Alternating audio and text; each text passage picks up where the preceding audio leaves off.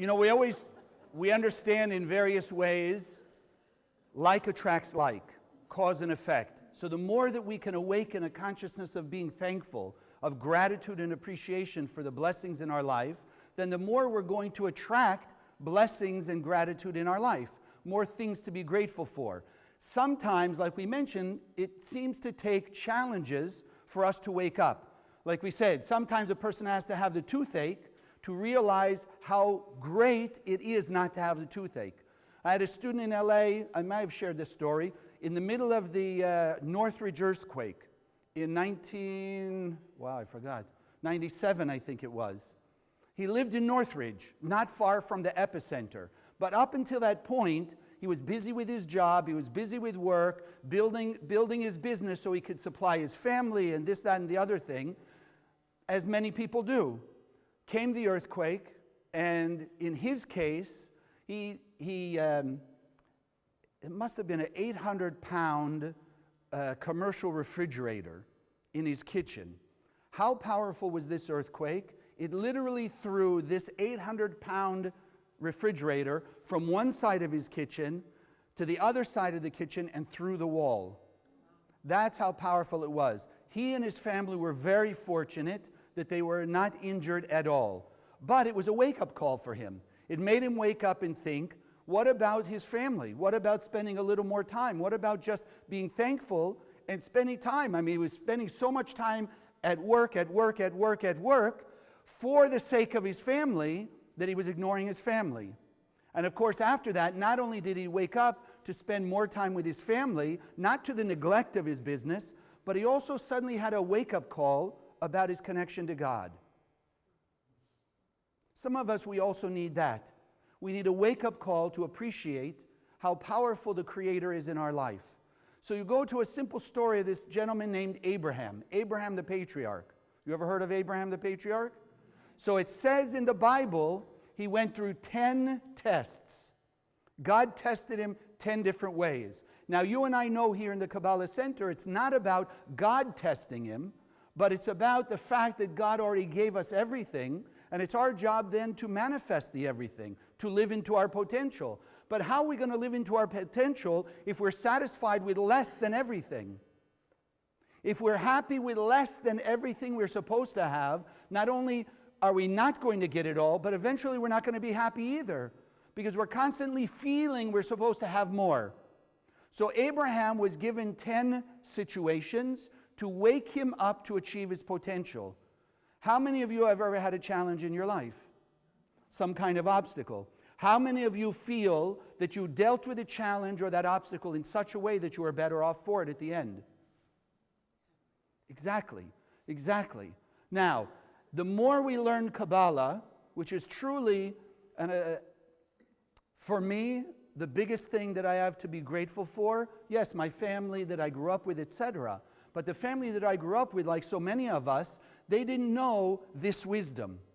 And so I grew up with a lot of falsehoods like we all do. The way the world works, how the people are negative, and you've got to just, it's almost like fight the world in order to achieve anything good in life.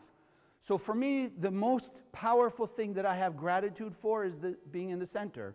Because 30 years ago when I found the center, not only did it get me over the grief of my mother's passing, but it gave me a new direction in life.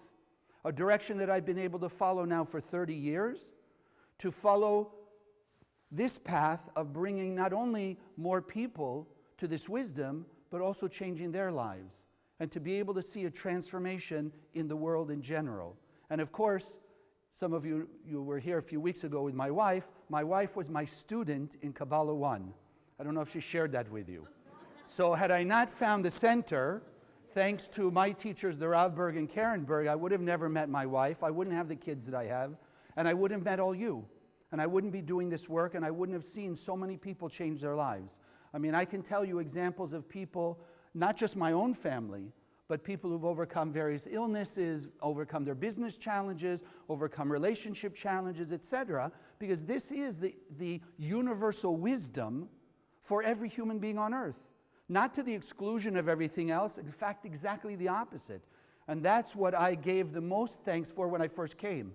Because when I started in the center 30 years ago, I came from all kinds of backgrounds. I had science and medicine, I had different spiritual teachings, I had what I grew up with, my father was involved in politics, the whole story. Terrible relationships, you can go on and on and on. But being here in the center just gave me a framework to be able to put it all together, to see the sense in it, and not only that, but how to learn to use every challenge that came my way to make my life better, to learn something from it, to draw light out of it. That's the power of what we're learning here.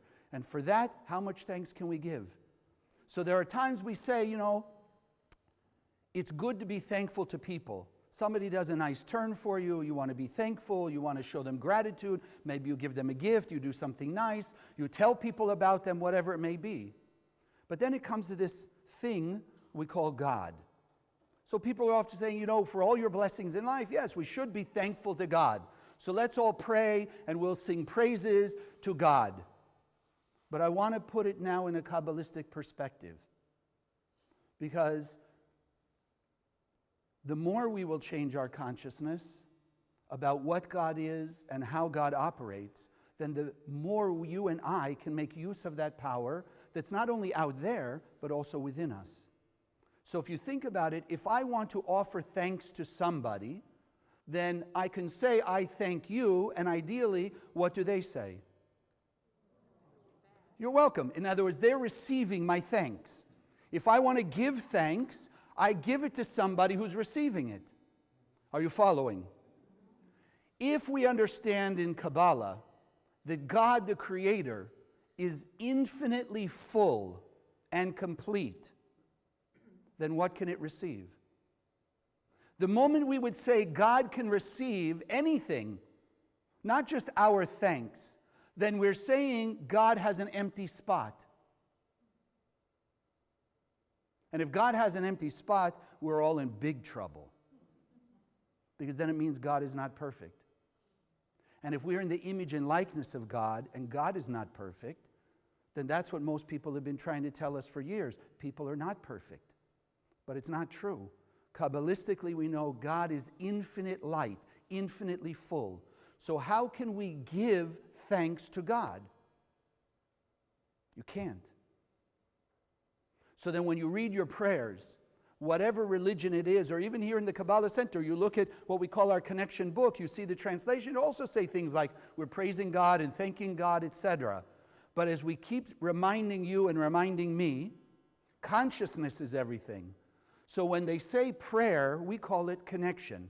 Our job is to connect to the light of God and make use of it. So how do you give thanks to the Creator for giving us everything? So I once had a student, not long ago, was telling me about some difficulty that he had with his son. And he'd been going on and on about this difficulty with his son, and we were talking about different Kabbalistic ways to deal with it. And he still was holding on to his traditional religious concept of thanking God. So he would say, every day he wakes up and he's thanking God for his blessings and thanking God for his blessings and thanking God. And he has this difficulty with his son. Well, that one day it caught me. So I looked at him and I said, well, let me ask you, you and your son, you have a little difficulty. And you wish your son good in life. I said, what would you want from your son? Would you want your son to follow you around all day long and just look and say, Dad, you're great. Dad, you're wonderful. Dad, you're amazing. You're the best dad on earth. And just follow you along all day. Dad, you walk so great. Dad, you dress so nice. Dad, you open that door. You're doing all these wonders. Is that what you would want? Or do you want your son to go out and live a productive life and contribute to the betterment of the world? Which would be more praise to you as a father or as a parent? The second one. And that's exactly what he said. And that's when he came to understand, you're right. It's not about standing here or meditating or praying to God and say, God, you're so great and you're so wonderful. Because the other part of that, if we're really honest with ourselves, how many times have you praised somebody or used the words to give thanks to somebody in order to create an obligation that they do something for you? At least once in our life, no? At least once. You're so great, you're so wonderful, I need a favor. So traditionally, that's what most people do with God. God, you're so great, you're so wonderful. What's the next thing? You know what? I need something. I need something. So we're here to understand, no, the best way to praise God, give thanks to God, is to live a God-like life. And is to spread the light of God to every human being on earth. So that as we're spreading it, we're activating also that God-like nature within them. What could be greater praise to the Creator than seeing 7.3 billion people living happy, loving, joyous lives? Imagine. That's the greatest praise and thanks we could give the Creator. And that's what we're here to start understanding. So yes, as we do every week, we have our meditation on the 72 names. Those of you who are learning the classes, there's other technology that we use to channel the light of God outward from us. Make the connection stronger and then channel it better. That's true. But in the end of the story, it's the more we channel the light and the more we share the light, the more blessing we get in return. So it's not about just trying to praise God so God will do more for us. And it's not about reminding God that there's something missing in the world. It's about being the channels of God, being the co-creators, that we go out and we give thanks for all our blessings by sharing our blessings with others. And it doesn't have to be physical things. How many times have you ever been in a little depressed mood, sad mood, right? A little off, gray and gloomy. Anybody? Right. In those moments, if you just had somebody, a friend, somebody, a loved one, just come to you and just give you a hug, silently even, just hug you and then walk away, do you not feel better? Are we thankful for that? In the moment, yes.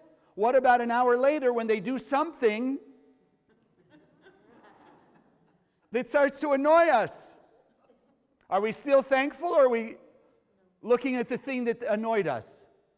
You follow? That's the hardest work in spirituality, in Kabbalistic work, to maintain that attitude of thankful. Now, it doesn't mean that you don't have to, or that you shouldn't see the difficulties in the world or the things that aren't going well. But remember, it's our job to repair those things. It's not the Creator's job. The Creator already gave everything. That's why there's no end to the thanks that we can feel for what the Creator's given us. And therefore share it. So when you're looking in the mirror and you say, yeah, but Chaim, I don't know what I have to share. Well, we all have at least a smile, a nice word, a hug. And sometimes those are the most valuable things in our lives. So it's not necessarily about the gifts that people give us. Those are nice. I'm not saying no. Doesn't mean you shouldn't give gifts either. But it's about understanding, what does it really mean to be thankful to the Creator is to live the best life, the best God-like life that we can. That's what we're here to do. That's what Abraham, through all the challenges, is teaching us. He never lost his consciousness of his connection to God. But sometimes we fall into those traps where we may not realize that God is there. In the midst of those challenges, do we ever feel like God left? Yes or yes? Exactly.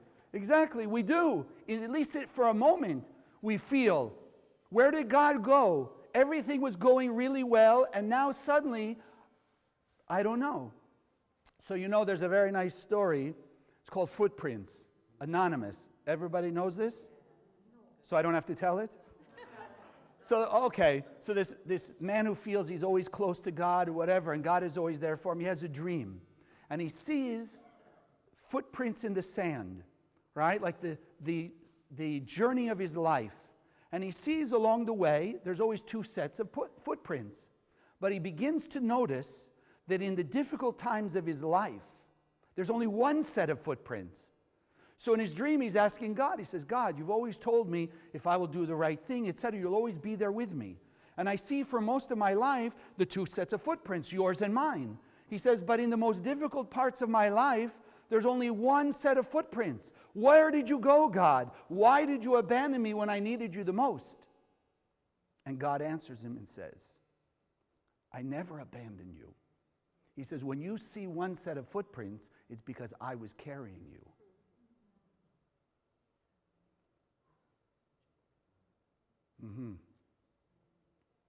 That's sometimes the hardest thing for us, is to be able to be aware that God is always there, that the light never left us. And the most simple way to remember, when you wake up in the morning, who gave you the power to breathe? We've got to think that way. We've got to appreciate just the simplest things. The toothache that's not there, the aches and pains that are not there. Those are things that we can constantly strengthen our appreciation, our gratitude, and our thanks. The things that we take so easily for granted until, like the student in LA, who went through the earthquake and then suddenly was more appreciative, started to see a new picture in life. You and I don't want to have to wait for those things to happen. That's the power of what we're learning here, is not to have to wake up through those challenges, although challenges will often wake us up. But it's just to wake up and be aware how much God is with us. There's a very nice story we just read, Jacob. Jacob the patriarch, the pillar upon which Abraham, Isaac, and Jacob rest. Kabbalistically, it's called a three-column system. And Jacob is the balance between the two, Abraham and Isaac, and Jacob in the middle. And yet, there's a story that Jacob, traveling, following God's word, leave, go, travel, follow this path, and he follows the path. He gets to a place where he falls asleep, and some of you are familiar with the story, the dream of Jacob's ladder. He's dreaming, he sees a ladder from heaven to earth, and he sees angels going up and down this ladder. He wakes up in the morning, and he says like this. He says, wow, God is in this place, and I didn't know. And I didn't know. I remember the first time I read that when I was in the center, I thought, wait a minute, what do you mean? Jacob the patriarch didn't know? He didn't know God was everywhere? And then I realized, as I've come to understand, it wasn't about just taking the story literally. It was the understanding that he was teaching us a lesson. How many times do we find ourselves at work in a difficult situation, and we don't stop and think, wait a second, where did God go? If I'm having challenges at work, did God disappear? If a person having challenges at home, did God disappear? If people having personal struggles, did God disappear? Did the light disappear? No. How could the light disappear? It can't. Because if the light is infinite and we say all everywhere present, then where can we go that the light doesn't exist? So then what's the answer? Why is it that we don't always see the light of the Creator around us? And in fact, some of you, if you look above, I know it's in Hebrew, but what you see over the doors there, what it literally means is, I see the light of God in front of me always. It's a reminder. If God is infinite light, then there cannot be darkness in God. And there cannot be darkness in the world. So then how do we see darkness? The room. Is there light in the room right now? Physical light. Yes or yes? Close your eyes. Is there now, from your perception, light in the room? No. But did the light really disappear? What happened? You block the light. So open your eyes again. Look how immediately. Did the light return? Look how fast that goes. That's why in the prophet Jeremiah it says God will appear in a blink of an eye. Peace on earth will appear in a blink of an eye. Meaning what? When we open our eyes to be able to see all the wonders that are taking place around us. You ever seen children? You ever seen a young child, maybe, okay, walk into like Toys R Us, big toy store?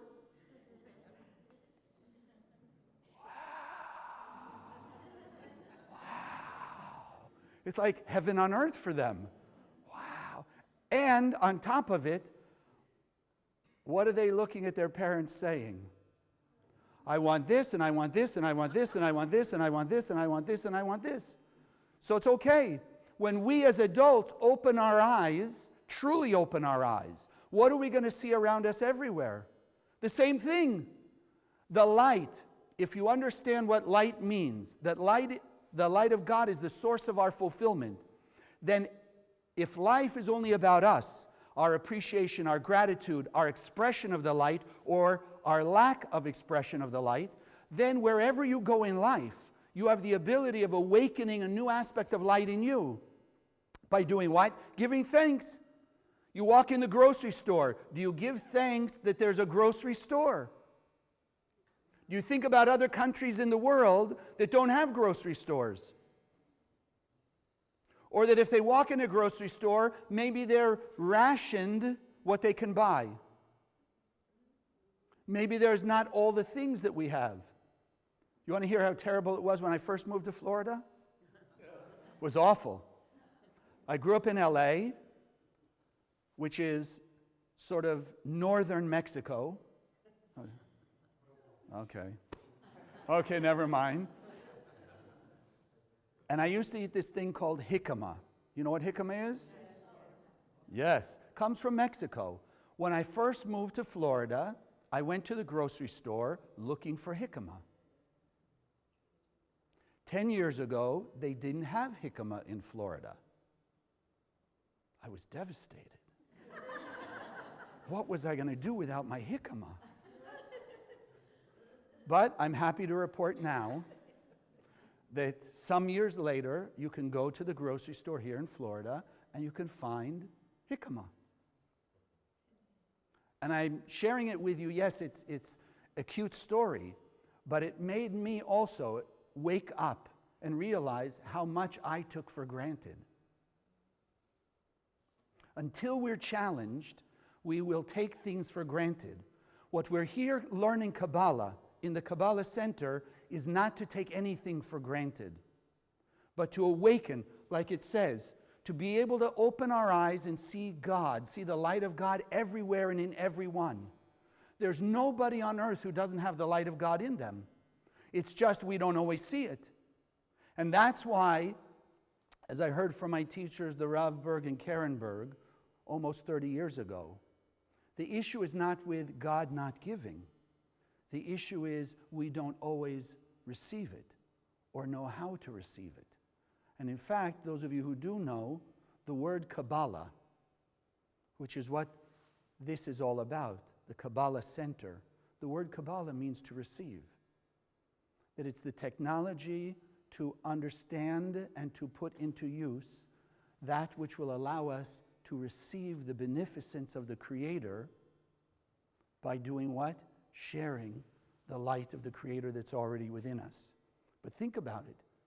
If I didn't have the desire for jicama, would I have ever looked for it in the supermarket? No. So what would have I seen in the supermarket? Everything else. But I would have not seen the jicama, or I wouldn't have seen that it was missing.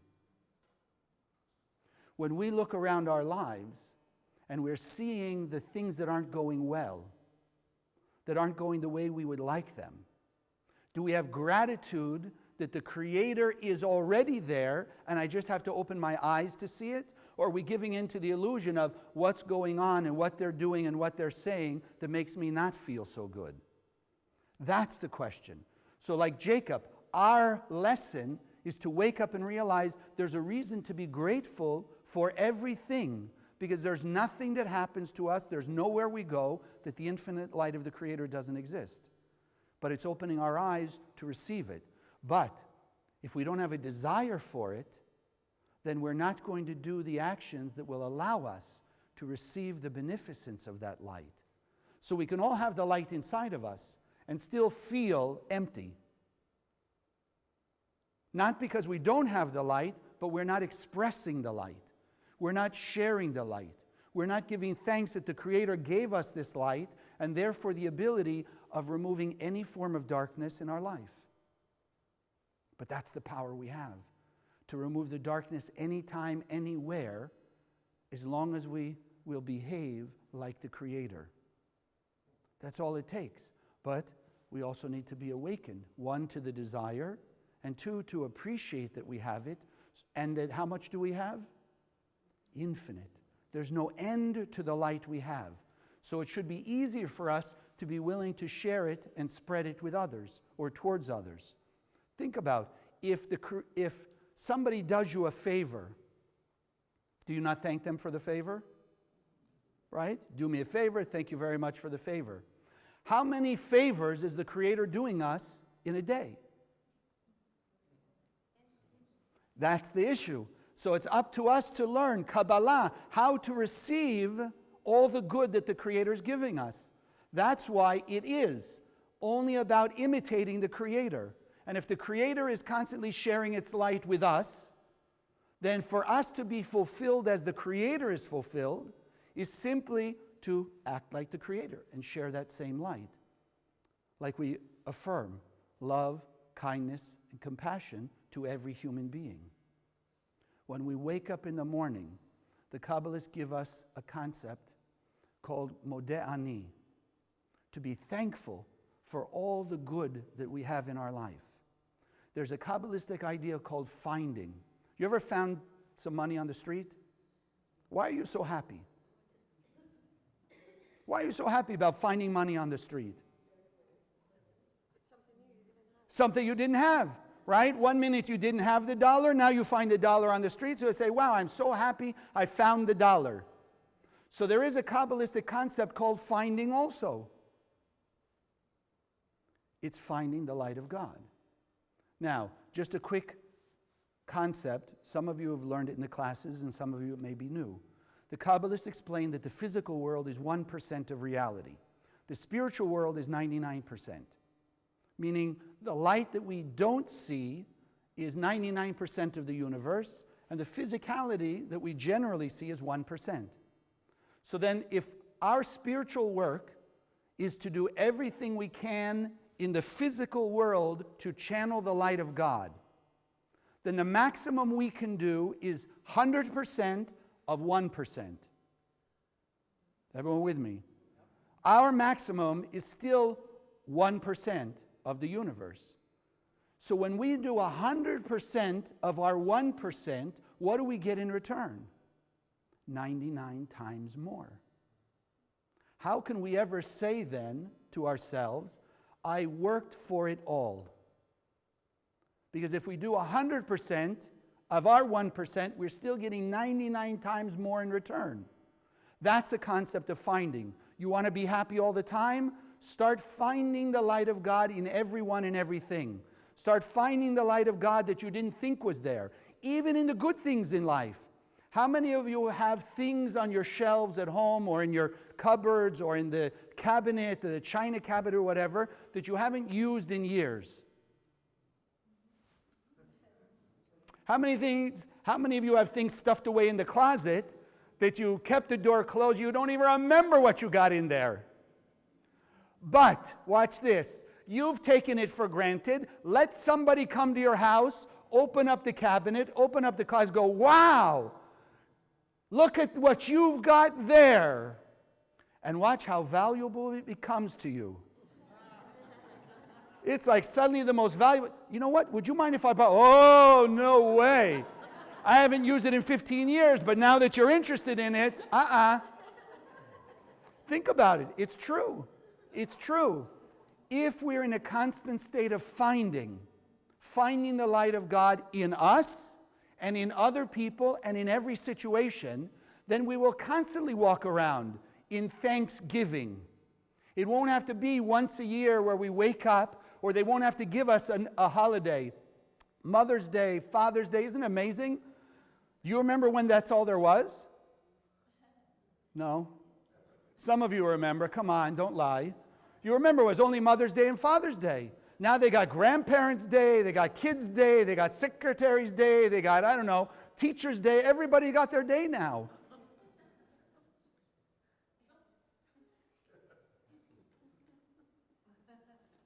It's nice, but you and I who are here, who are leading the charge of spirituality, of bringing light to the world, it shouldn't take us a day of Thanksgiving or a Mother's Day or a Secretary's Day or whatever day to wake up and realize what we're thankful for. Our job is to be thankful and to be finding the good all the time in everyone. Imagine the worst person you can think of. You know how much they make you feel bad because you think about what they did to you, what they're doing in the world, etc. Think about it. What would happen if in that moment you could find some light in them? Doesn't mean you don't do things to help them change. It doesn't mean that you're only seeing that they're doing everything right. But think about your feeling. The knot in your stomach for being upset at what they're doing disappears the moment you start to see light in that person. And the paradox is, the more we see light in them, the more we can express the light from us, and the more we'll awaken the light in them. And then they'll start to be less of the negative person, they'll be less of the person who did the negative thing, and they'll start to be more God-like, like you just were. By seeing the God in them, you're awakening and drawing out the God in them. So in this time of Thanksgiving, yes, it's nice maybe it took this lesson for us to wake up, some of you for the first time, some of you in a higher level. But all of us have the ability of being more thankful, to be able to see more light around us. Because none of us, I could say at this moment, seeing infinite light everywhere and everything. But now imagine if we go from this moment forward, as we leave today, and we keep our eyes open to see the light of God in everyone and everything. Imagine the wonder, like the kids in the toy store. Imagine the wonder, imagine the gratitude, imagine the appreciation. Imagine how much joy we will have no matter what we're doing and where we're going and what challenges we need to face. That's the power that we learn here, to be in that sense of wonder, that sense of gratitude. And the more we are in that consciousness, then the more we're able not only to give thanks for everything in our life and everyone, but the more life will become a celebration of joy and happiness and peace. God bless.